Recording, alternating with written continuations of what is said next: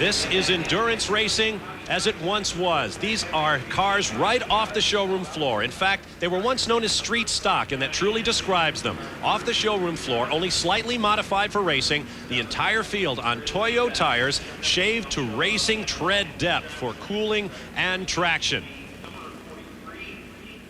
And now they await the first green flag of the 1996 season. On the hallowed tri-oval at Daytona International Speedway, we have a green flag, and our pole sitter, Boris Said, leads away in a Ford Mustang. First test of the brakes. Turn one, extremely hard on the brakes in these cars. They're very heavy, well over 3,000 pounds. This field of 76 is a record turnout for a first event of the season in all forms of motorsport. 76 cars strong. Each car will be required to make a driver change, but not all of the cars will require extra fuel, Marty.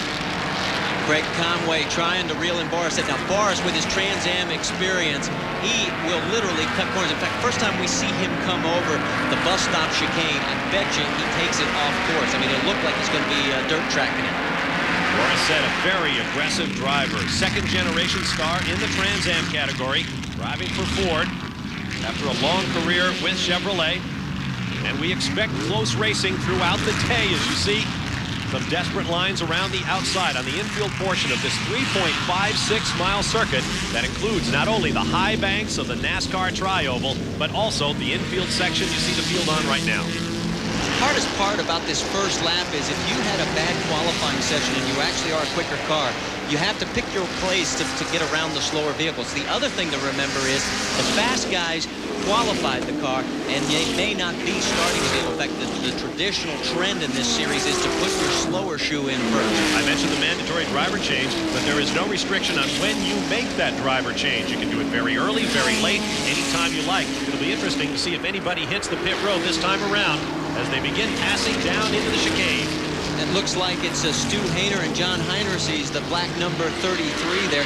Or check it, it's the 08. That's the Jones-Bridgen vehicle. That's Joe Vardy at the wheel, and everybody who knows about Joe. And look, he's getting passed on the backside, and that's the 37. I think that's John Heinrichs in that vehicle. Joe Vardy, vastly experienced. I don't know if anybody has put in as many miles in this sort of race car as has Joe Vardy. We've got somebody off. Is that a 46, I believe, on the side of that car? That's the car that Jason Priestley was going to be going into. Now, it looks like he's okay there. That is at the bus stop chicane.